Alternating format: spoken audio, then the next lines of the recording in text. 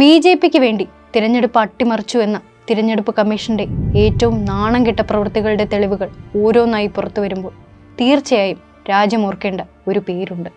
കയ്യൊക്കും കള്ളപ്പണവും ചാണക്യതന്ത്രങ്ങളും വിജയം നിശ്ചയിച്ചിരുന്ന തിരഞ്ഞെടുപ്പ് സമ്പ്രദായത്തെ, അതിൻ്റെ എല്ലാ ജീർണതകളെയും തുടച്ചു മാറ്റിയ, വോട്ടർമാർക്ക് തിരിച്ചറിയൽ കാർഡ് കൊണ്ടുവന്ന, പെരുമാറ്റച്ചട്ടം കർശനമാക്കിയ, ജാതിയുടെയും മതത്തിൻ്റെയും പേരിൽ വോട്ട് ചോദിക്കുന്നതിന് വിലക്കേർപ്പെടുത്തിയ, തിരഞ്ഞെടുപ്പ് കമ്മീഷനെ ബാഹ്യ ഇടപെടലുകളിൽ നിന്ന് മുക്തമാക്കിയ TN ശേഷൻ എന്ന മലയാളിയായ തിരഞ്ഞെടുപ്പ് കമ്മീഷണറെ 1990 മുതൽ 96 വരെയാണ് മുഖ്യ തിരഞ്ഞെടുപ്പ് കമ്മീഷണറായി ശേഷൻ സേവനമനുഷ്ഠിച്ചത്.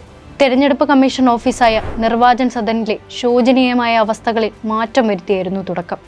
ശേഷം തിരഞ്ഞെടുപ്പ് ചെലവ് സമർപ്പിക്കാത്തവരെ അയോഗ്യരാക്കിയും, രാഷ്ട്രീയ പാർട്ടികളുടെ ചട്ടലംഘനങ്ങളെ തുറന്നുകാട്ടിയും, പോളിംഗ് ബൂത്തുകൾ സാധാരണക്കാർക്ക് എത്തിച്ചേരാൻ പാകത്തിന് സുരക്ഷിതമാക്കിയും, ഗുണ്ടകളെ നേരിടാൻ ബൂത്തുകളിൽ പോലീസിനെ നിർത്തിയും ജനാധിപത്യത്തിന് ആ പാലക്കാട്ടുകാരൻ കാവൽ നിന്നു.